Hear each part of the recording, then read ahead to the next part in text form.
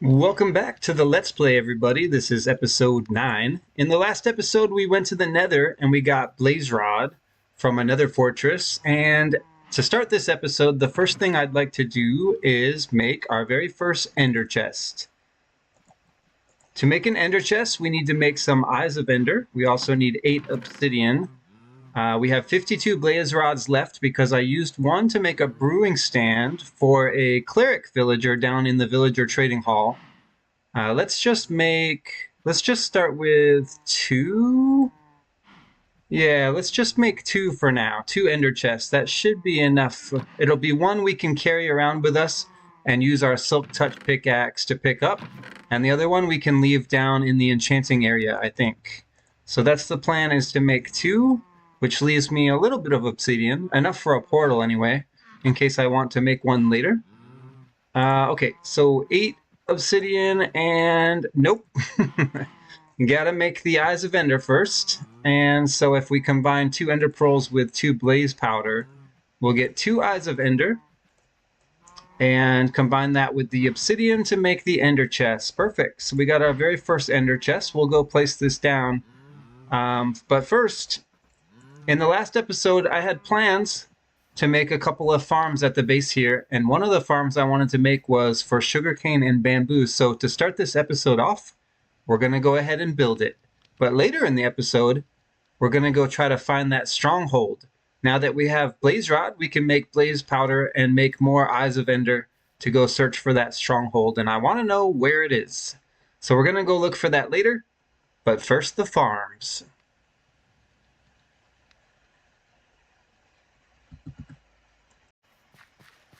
You saw me making some mud at the beginning of the episode. We're going to use that in our bamboo sugarcane farm today. I've also got some supplies together that we can work to build with. My plan is to make the sugarcane and bamboo farm functional first, and then we'll worry about aesthetics later. So we're just going to use cobbled deep slate to make some more deep slate bricks, and that'll match our iron farm up there. Which I also haven't replaced any bricks up there yet either. I don't know if I ever will. But this one down here is a little bit easier to do. But we're going to start with just using the stone bricks. So let's grab out a stack of those. And the first thing we need to do is set up a collection system. So we've got this double chest here that we have our bamboo and sugarcane farm supplies in. This is going to be our collection chest for the sugarcane. So to build this farm, we're going to have to go ahead and crouch and place a row of hoppers out from the chest. So we want to go out, let's see, let's do at least 16. We could go 17. So 1, 2, 3, 4, 5, 6, 7, 8, 9, 10, 11, 12, 13, 14, 15, 16. So I think, do we want to go 17? Nah, let's just do 16. We're going to go 16 long on this farm. That way we can use 2 observers and to send a signal to every piston that we use. So the next thing we need to do is place blocks behind these hoppers. So let's go ahead and place the deep slate bricks in. That'll be our blocks. We're going to need blocks in front of the hoppers eventually as well, but for now, we're just going to do behind so that we can place in the water. Is that correct? Anyways, let's place the mud in now. So we're going to use hoppers to collect our sugarcane, which means we need to use the mud block on top of the hoppers because the mud block is not quite a full block, and items that drop on it will be picked up by the hopper underneath. And so this way, we don't have to use a minecart with a hopper to pick up our drops. All right, we've got the mud placed in, and so we can put the rest of that away. What do we want to do next? We don't need the hoppers anymore. What we need is to put water in behind these mud blocks so that we can hydrate them to plant the sugarcane on. So let's go ahead and use, I think we're going to try this. I've never done this before, but I think if we place in leaf blocks and then we waterlog them, that should hydrate the mud without the need for a block to retain the water. So let's find out if that's true. We might be making an awful mess here. So I should be able to waterlog this. Yes, okay, very good. Let's go pick up some more water in our bucket, and we'll come up and fill the next one. If I do this, will it? No, we're going to have to do this leaf by leaf. All right, well, that's going to take a minute. So let me get that done real quick, and then we'll come back and place in the pistons.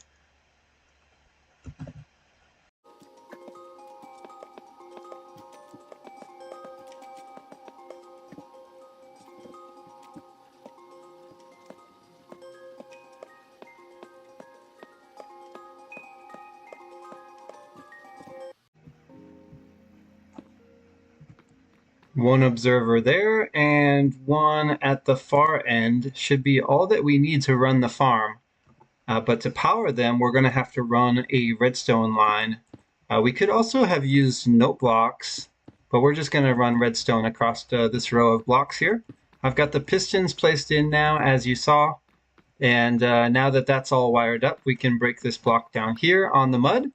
And I've got all the leaf blocks waterlogged out the back as well, so we don't even need blocks back here to retain the water. The leaf blocks will hold the water for us. And so now it's time to see if the mud is truly waterlogged by the leaf blocks here. So to do that, we're going to go ahead and place in our bamboo and sugarcane. And what I like to do is put bamboo on each end beneath the observer, and then sugarcane in between. The reason I do that is that the bamboo grows up faster than the sugarcane, and so the observer will be activated more frequently, which is why you can use so few observers in this farm. All right, there we go. But of course, if you want to add observers, you certainly can.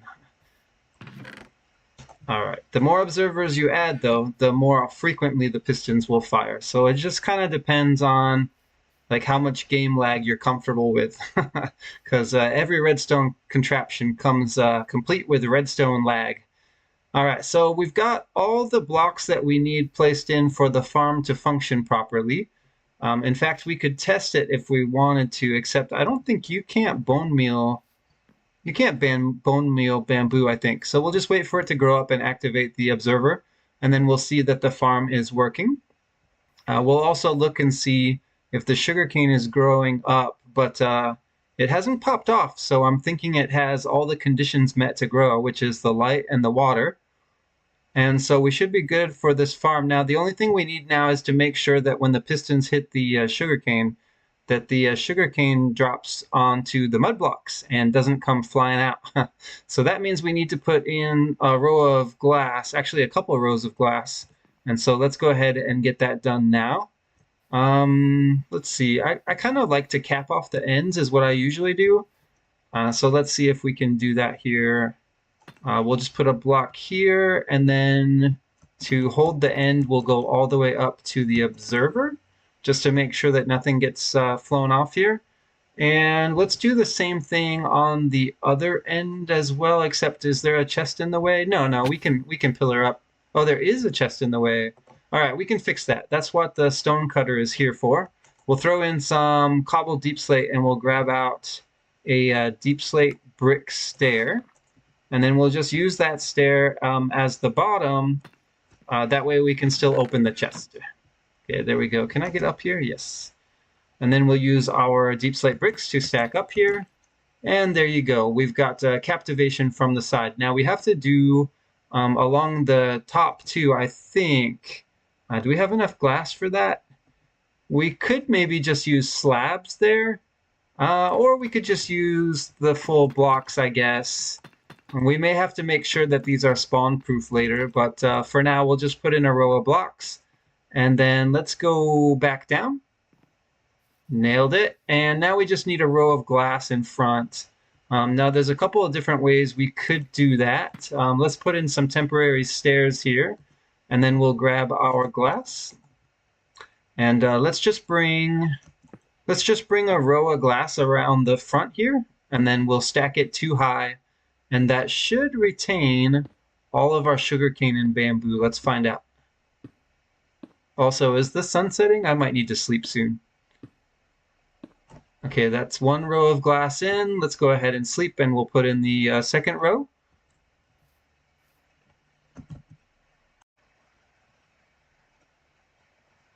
All right, time for the next row. Let's see, I have silk touch, right?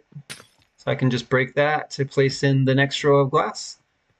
And I kind of want to bring it up one high to match the back. So we might just go ahead and use the deep slate bricks again for the top row. Let's place this back in, and I need more bricks. Well, guess I gotta jump down after all. All right, let's make some more of the bricks then. How many do we want to make here? At least 16. Let's just go with 20, and that should be enough. All right, let's hop back up here. And we'll just finish this build off with a row of blocks along the top. And I'll check for spawn proofing later. It could be that the light levels are sufficient up here from the glowstone down below, but I'll have to check it. Alright, so that's the bamboo and sugarcane farm done. It was pretty easy to do, and we used a lot less blocks than we normally do. It looks a little bit strange. Oh, we can get rid of this one as well. It looks a little bit strange, I think, having so few blocks. Like the structure doesn't look sound. The glass sticks out awkwardly. We might make some changes to it just for appearances, but I'm just glad that the farm is in, and so now we should be able to collect sugarcane and bamboo passively now. We haven't had any drop in yet, but I'm going to go ahead and clear this chest, and we'll wait and see if the farm is working.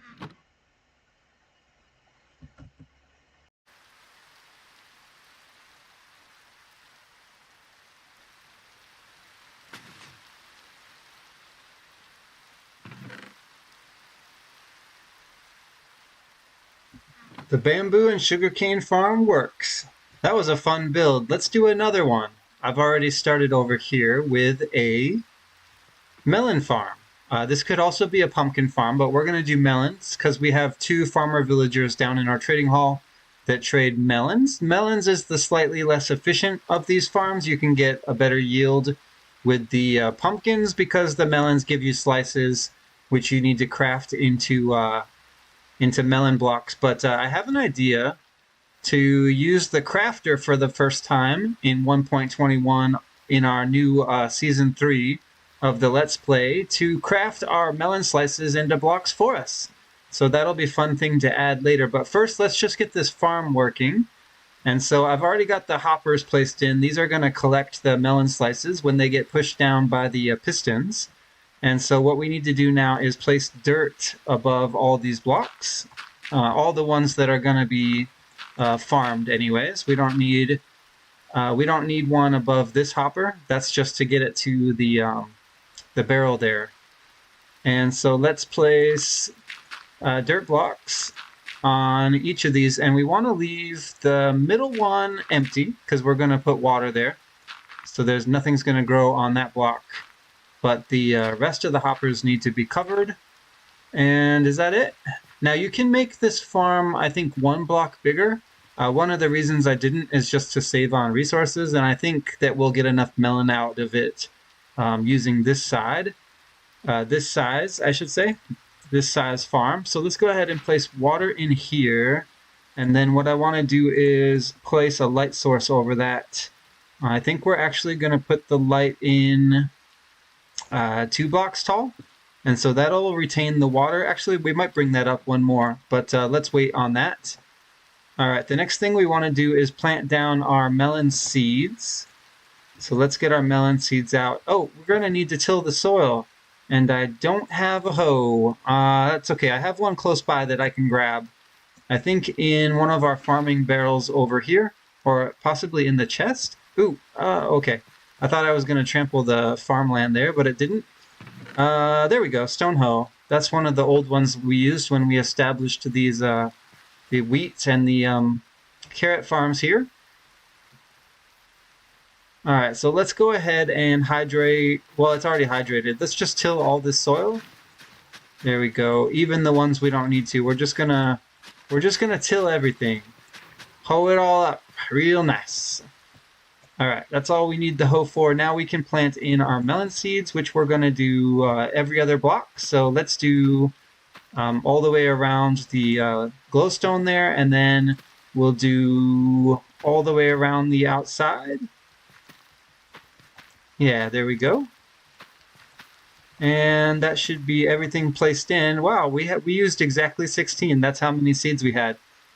What do you know about that? All right, next we need to place in the what is it? The pistons and the observers. Now this part gets a little tricky. We'll do one together, and then after that, I think yeah, I'm gonna place another light block up there real quick. After we do one, I'm gonna do the rest off camera because it gets a little bit tedious. But I want to at least show you how this works. So everywhere there is a seed planted down, that's going to be a melon stem. And what we want is an observer facing down over that. So if we grab our observers, let's see, I might have to place a block here and then crouch underneath to get the observer to face down. It looks like I did it correctly. Let's check real quick. How can we check real quick? Look down. Oh, okay, so that is facing the wrong way. Okay, so we need to actually go up on that one to make it face down. Right. I remember how to do this. So let's place a temporary block here, and we'll go up and we'll place an observer facing down there. And we need to do that on everywhere that there's a stem, but you can't do them all at once. You have to do them starting at the center and then going around. Here, can I drop and get... There we go. So we've got the observers on the inner ones, and now what we need to do is place the pistons facing down. So let's swap out for the pistons. And this is where it gets a little bit harder, but you can place temporary blocks over where you want the piston to be. And then this is where you crouch and look up, and there you go. You got a downward facing piston. If you do that on all sides, and then remove the temporary blocks, then you'll have all the pistons and observers in place. So I'm going to get that done real quick. It shouldn't take me too long to do, and then I'll be right back. Dang it.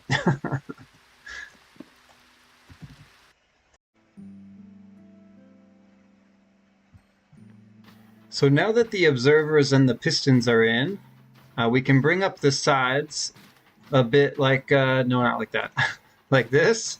And then what I'm going to go ahead and do is use glass on this row so that we can see inside. So if I just jump up on top here, I can place glass all around the farm, and then we'll be able to see inside the melon farm.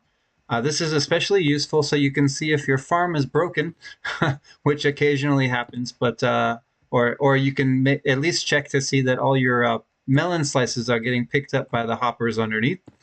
And then if you identify that it's broken, you can go in and fix it. All right, so we've got the glass placed in. I'm going to place a row of blocks on top of that. I might come back later and actually make these slabs. You know what? We're just going to make them slabs. I don't... no, we'll make them blocks. I couldn't decide, but yeah, I'm going to bring it up this high. So we're going to make all these full blocks all the way around the perimeter. And now what we need to do is we need to send a redstone signal from these observers to the pistons so that we can collect our melon. And to do that, we want to place solid blocks on top of each of the observers and then note blocks on top of each of the pistons. So what happens is the redstone signal gets sent from right here, this observer block, into the solid block, and then from the solid block to the note block, and from the note block to the piston. So it's kind of a circuit there, but it does work that each observer activates all the pistons around it. And so this sometimes activates more pistons than you need, but that's okay. That's better than not enough. All right, let's cover all the observers with blocks. And then this is where I want to do slabs, is around the outside after. But first, let's get the observers covered. And then we'll go back around with note blocks and place them on top of the pistons. All right, that should be all the blocks placed. Let's grab our note blocks. Now, if you don't want these note blocks to make sound, you can place something on top of it, like a solid block, and then you won't have to hear the note block go off. But out here in the farming area, I don't really mind. We already have a lot of noise from the pistons activating on the sugarcane farm, and the iron golems doing their thing up in the iron farm. So let's get the note blocks placed in. Is that all of them? Oh, that wasn't so expensive. Only, what is that, 8? That's cheap. Now you can make this farm bigger if you want to. This light here should be enough to keep all of these solid blocks up here mob proof, and then we're going to go ahead and slab up around the outside. Actually, we can do that now. Let's just hop back down and make some slabs. Do I have cobbled deep slate? I do. Let's make them... Yeah, we'll do brick. We'll keep going with the brick. We only need about 16 of these, but I'll go ahead and make 20 just to make sure we have enough. And now if we go back up top, we can place in our slabs.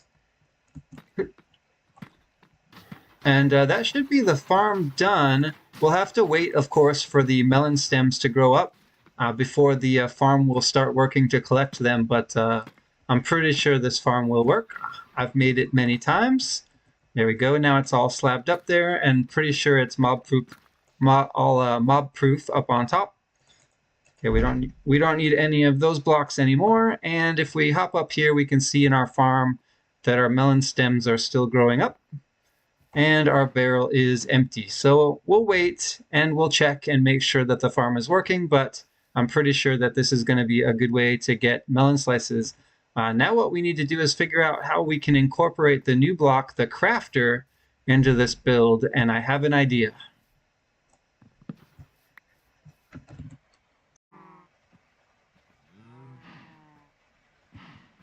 Okay, let's test my redstone knowledge here. Now, the new crafter block, it makes sense, but it's a bit expensive. The first thing you need to do is craft a dispenser.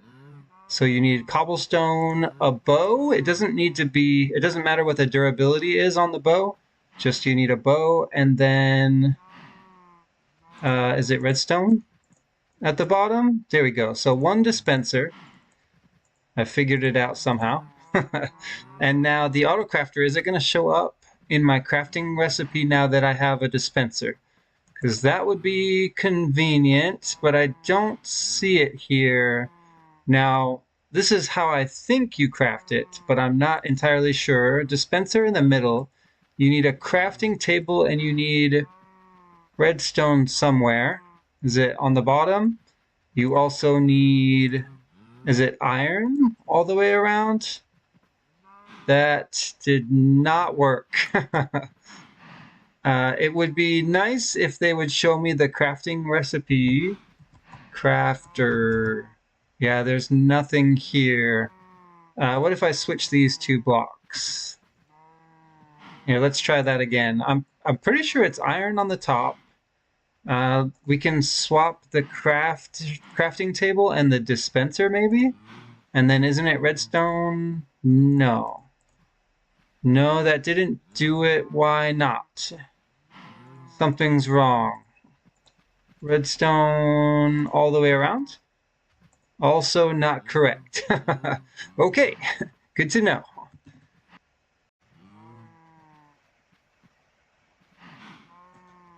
Okay, let's try this again, except for this time we're using a dropper and not a dispenser. But we're going to put the recipe in exactly the same as we had it before, and there you go. There's the crafter. Now I'm curious.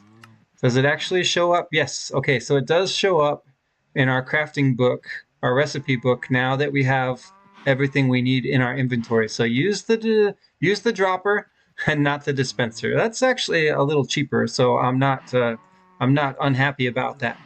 All right, we've got our first crafter crafted in Minecraft version 1.21, and I never thought I'd see the day. Now let's go see if we can make this thing work over at our pumpkin and melon, or just pumpkin farm. No, it's a melon farm. Why am I saying pumpkin? Usually I make pumpkin and melon, I guess. This time we just did melon. And so let's go see if we can hook up this auto crafter and make it work. So over here at the melon farm, which we just made. In fact, I bet there's not even... Oh, we're already getting melon slices. That's great. So a couple of the melon stems have grown up enough where we're actually getting slices. Okay, that's interesting. Let's actually clear the barrel here. And I think... I'm not sure about this, but I think we can remove the barrel. And this will be interesting, but I'm pretty sure we can run the hopper straight into the crafter. Now, I'm not sure. Here, let's try it. I'm not sure if we can work it by running the hopper into the back of the crafter, but it might just work. And I think what we can do is place the barrel in front of the auto crafter, and that'll collect everything that's automatically crafted. Now we have to tell the crafter what to craft. So how do we put in, how does it know? Okay, there we go. We can actually place in the melon slices, and it shows us that we're going to get a melon block. So now it knows what to craft. So I think what we need to do now is figure out how we're going to power this crafter. So I need to send a redstone signal into the crafter. And I think what we can do is we can load up the melon slices behind it. Yeah, and they just fill in. So every time we send a redstone signal, we should get a melon block crafted, as long as all the spots are filled with melon slices. Is that the sun setting already? All right, so I need to send a signal to the crafter. How do I do that? Well, that's a good question. I'm not exactly sure, but I have an idea. So let's craft actually, you know what? I don't even think I need to craft a redstone block. I think we can make it work with just one redstone torch. I guess we'll find out in a minute here. So this redstone torch should, if I place it next to the crafter, it sends a signal and we get one block, right? But after that, it doesn't continue to pulse. So what we need to do is make the redstone torch go on and off. And I can't just stand here and keep placing it. So here, let me sleep real quick, and then we'll figure this thing out together. I think what I need to do is set up a little redstone clock circuit that constantly sends a redstone signal to the crafter, like a clock. And so how do we do that? Let's try redstone repeaters, and we'll run one into the side of the crafter. And then, let's see, how do we hook that up? I need a way to send, let's see. What if I do another redstone repeater here and here, and then we put a redstone torch here? Okay, that powers that. So then we need redstone dust here, but that doesn't create a clock because it's not a circuit. So we need to create a clock that constantly sends the redstone signal from the torch. All right, I have an idea.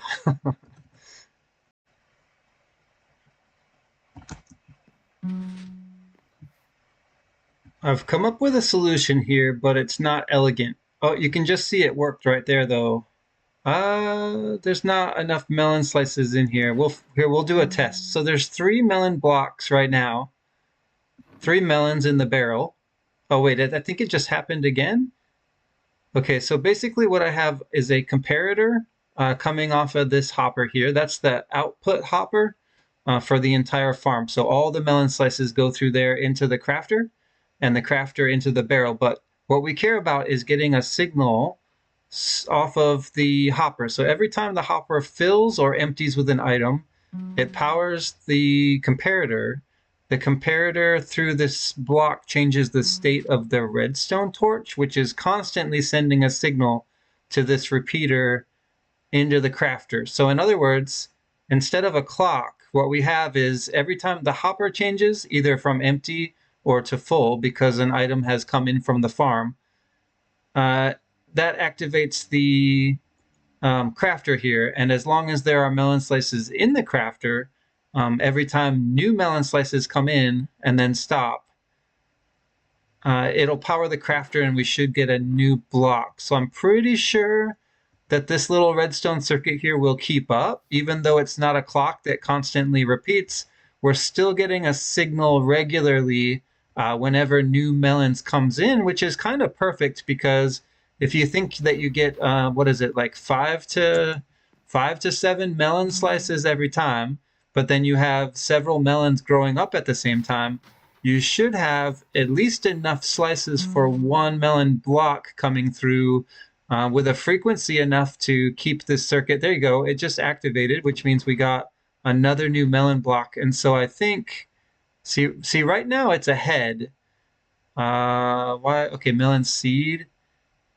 Right now it's ahead. Here, let's actually fill.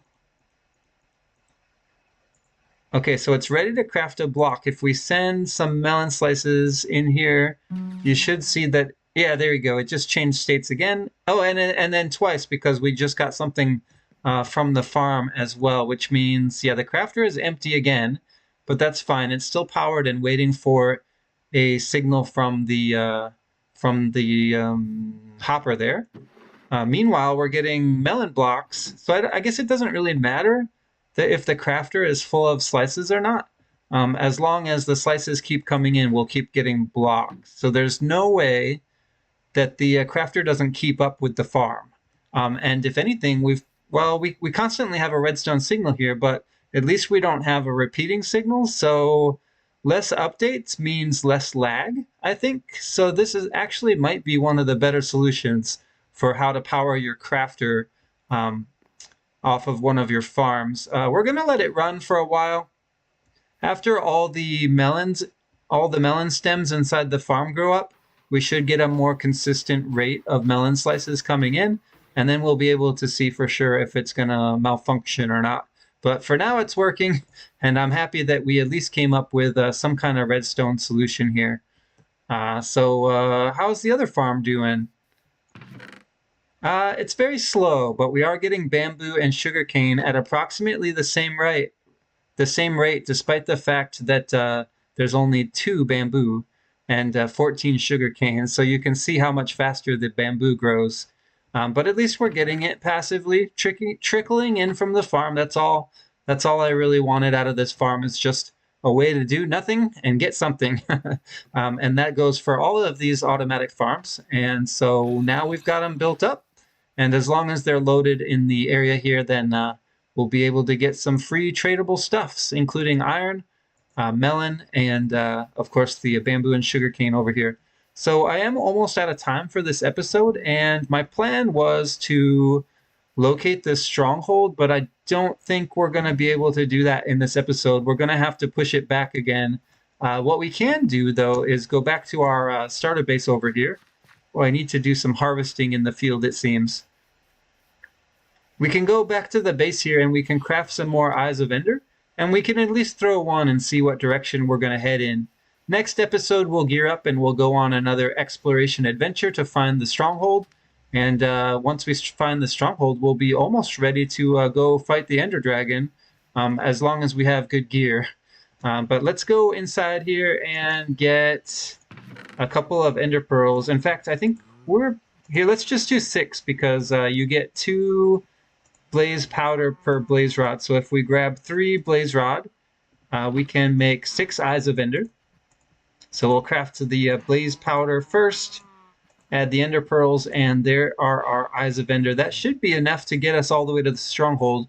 We'll bring extra blaze rod and Ender Pearls with us, of course, because we're going to want to activate the end portal once we locate the stronghold. But for now, we're safe to go ahead and throw our first Eye of Ender. And I just want to find a nice open area to do it so that I can get my Eye of Ender back. And before we throw it, let's go ahead and make sure we're facing either north. Actually, we can face south. That's fine. As long as I know what direction I'm facing, so I can kind of figure out where we need to go. So let's throw our first Eye of Ender, and it looks like it's headed this way. Oh, and we lost it. It broke. Our first Eye of Ender broke it after we threw it. But what we learned was we need to head in this direction. And then, so just to make sure, I believe that this is south and west. Yeah, so we need to head southwest, so out that way, which is a direction that we haven't explored yet. But it's also the direction of the closest stronghold. So next episode, we'll gear up and we'll head southwest. I should make a sign or something to remind myself which way to go. That's fine. I'll just watch this clip back and then I'll know. Anyways, that's all I have time for in this episode. Thanks for watching, and I'll see you in the next episode of the Let's Play. Bye-bye.